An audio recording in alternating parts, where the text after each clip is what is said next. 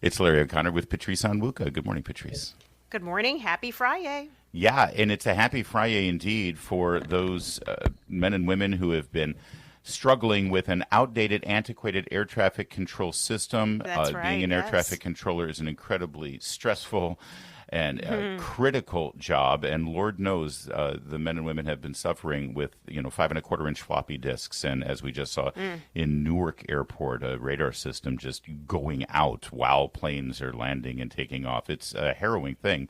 But it looks like they've got some relief coming their way with an announcement by Secretary of Transportation Duffy yesterday, the intention to completely modernize and revamp that system. How's that going to go, and how much will it cost, and how long will it take? Let's ask Nick Calio, President and CEO of Airlines for America. We've spoken a few times here, Mr. Calio, and it seems to me that you should be a pretty happy man today with this announcement. Larry, I am a very happy man, and the entire aviation community is very happy. It was a very bold announcement yesterday. It's a bold plan and something that this country cannot afford not to do. We have been at an inflection point for years with our system, and we are seeing it break down around the edges. And what that means is we can't get as many planes in the air or as many people in the air or as much cargo in the air as we want to because we will only fly if it's safe. And we have a shortage of air traffic controllers. We have floppy disks. We had that great announcement at DOT yesterday, and we are so grateful to President Trump and to Secretary Duffy for their bold action. But I have been using floppy disks and paper strips as props in speeches and congressional hearings since 2016, at least. And nothing's happened. We had a hearing about a month and a half ago, and I went back to my first testimony 5 days after I took this job in 2011, and I said that the system was at an inflection point. We needed action now. Nothing's really happened until now. These are very difficult issues, but we believe that the President and Secretary Duffy are addressing them in the right way. We have never seen the aviation community. We have our differences among us between general aviation, commercial aviation, commercial space, manufacturers. We are so united on this because we see a once-in-a-lifetime opportunity to get something done in a reasonable amount of time to make our system better, to become world-class again. So, Nick, I'm looking through your feed, and you certainly have been for years waving that floppy disk in the air.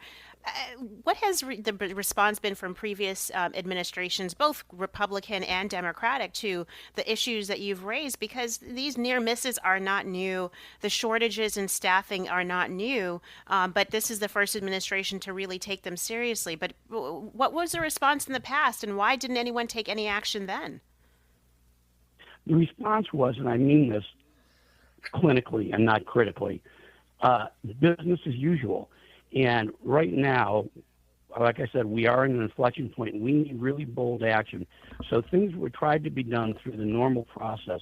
Right now, we need to get a bunch of money up front so that the FAA can plan out and take care of the problems that we need. The telecommunication system. Copper wires? Really? Seriously? How about digital? Paper strips? One controller handing a paper strip to another. Can't that be digitized sooner than 1929, which is the current plan? So I think the Secretary has a plan to get what amounts to a general contractor in charge of all the projects he laid out yesterday, who will be on top of it. And he plans to get the CEOs involved. It's not going to be middle-level management. And so what we're seeing is someone who's trying to address the problem in a big way with proper funding so you can plan this capital project or these capital projects in the right way. Beyond funding, this is going to take coordination, management. This is a huge project, especially considering all of the airports involved. Do you have an understanding from the Department of Transportation or from the FAA whether they have thought that part of it through and what the timeline and process might look like?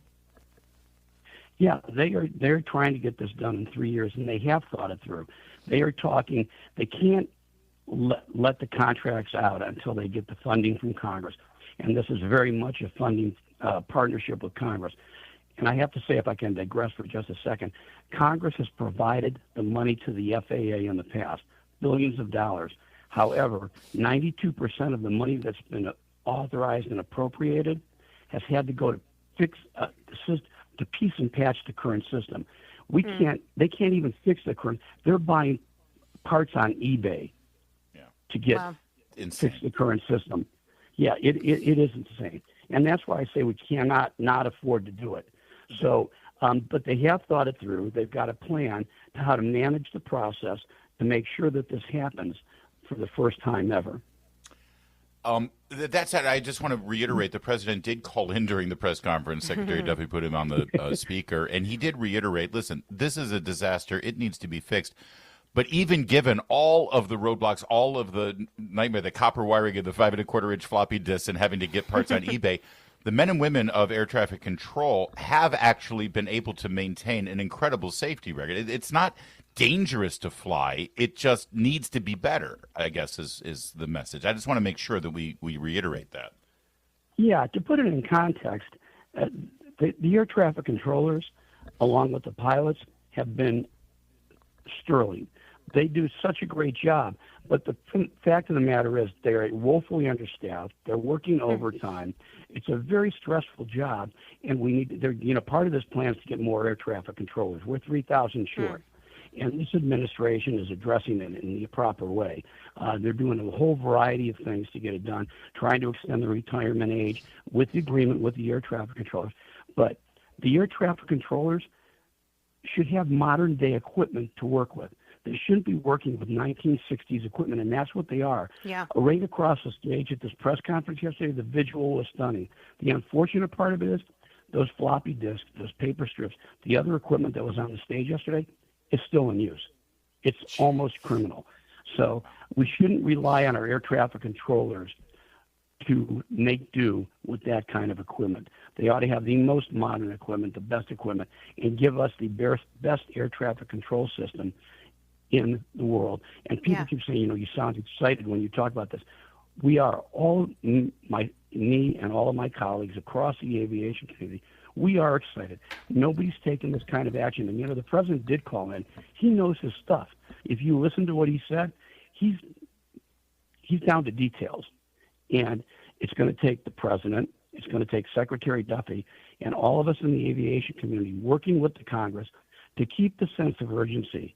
Let's be honest. The crash at DCA on January 29th galvanized everybody. It made clear the dangers that are there unless we fix the system. So we can fix the system. We're going to do it. We're going to do it this year. Thank you, sir. I'm glad we've got good news coming, but if this gets muddled up on Capitol Hill, if the permanent bureaucracy tries to screw things up, you call us first. We want to get you on the air, Nick. I appreciate that, and I will do that, and I look forward to talking again. Nick Calio with Airlines for America, looking out for the industry and looking out for the passengers. It is 7:15 WMAL.